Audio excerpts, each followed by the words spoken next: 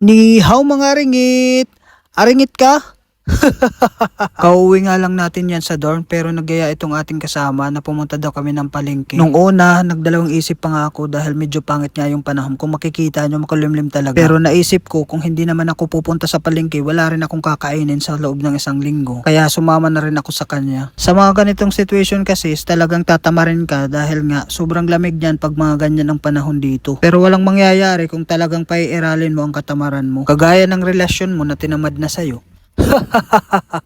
Aringit. Andito na nga kami sa Pusin Station kaya sabi ko sa kanya is mag-elevator na lang tayo dahil nakakatamad umakyat baba sa mga hagdanan. Kailangan pa kasi naming tumawid doon sa kabilang area kasi nandoon pa ang palengke. Dawi mga aringit, makwento ko lang sa inyo dito pala sa Taiwan kapag may sobra ang tax ang gobyerno, ibinabalik po yan sa mga tao. Hindi lang 1,000 ang binabalik sa kanila. Minsan umabot pa ng 10,000 NTD. Bawat isang tao. Ganon kaganda ang sistema dito. Taon-taon din tumataas ang sweldo dito. Hindi lang 20, 30, 50 o 100 kundi mahigit 1,000. Imagine niyo, every year po yun tumataas. Hindi na kailangan umabot pa ng 2 taong hearing bago maaprobahan yun. Wala lang, share ko lang sa mga hindi nakakaalam doon sa Pilipinas na ganun ang sistema dito sa bansang Taiwan. Kaya sana dalangin ko ay ma-adapt ito ng ating pamunuan. At man lang mabawasan ang korupsyon sa ating lipunan. Laking tulong na yun para ikauunlad sa ating bansang sinilangan. Dala na naman ako sa kwento ng emosyon na ito.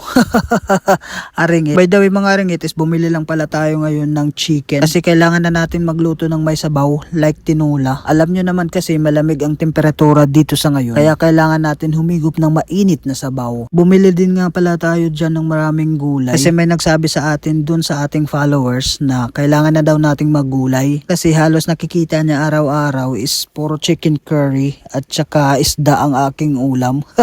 Which is totoo naman talaga yun. Kasi minsan nagluluto talaga kami ng pang 1 linggong ulaman na. Ang hirap kasing kumilos ng araw-araw ka magluluto. Kaya ganun, pang matagalan ng ulam ang ginagawa namin. Hindi naman yun masisira kasi malamig naman yung ref namin at saka winter din naman dito kaya safe na safe ang mga pagkain dito. At saka sa tuwing winter lang naman kami nagaganyan dito kasi pag summer hindi kami gano'n magluto. Kasi pag summer dito sobrang init din naman. Yung palengke dito is parang kagaya lang din sa Pilipinas. Yung tipong makikita mo sa kaliwat kanan na mga nagtitinda parang sa Pilipinas lang din. Subalit mayroon ditong mga ibang pagkain na hindi mo talaga kilala. Talagang magtataka ka kung bakit binebenta nila. May panahon din na mura ang gulay, minsan mahal din. Gaya nakikita nyo sa ngayon, isa itong prutas na kung tawagin ay pomegranate. Ang pomegranate ay isang prutas na maaaring makapagbigay sa iyo ng tulong about sa sexual health. Kaya kung nanghihinaan yung pangangatawan sa mga ganyang bimbong, ay bumili ka na.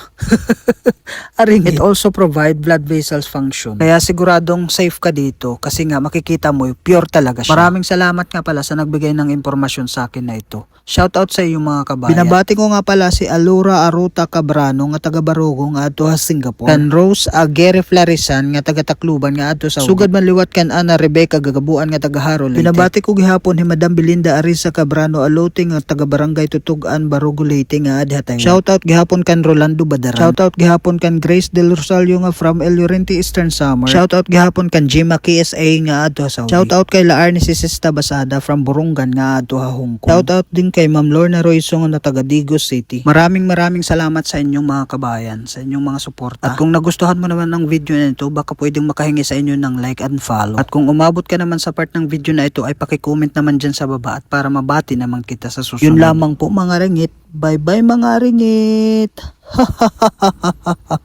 Aringit, magandang araw po sa ating lahat mga kabayan.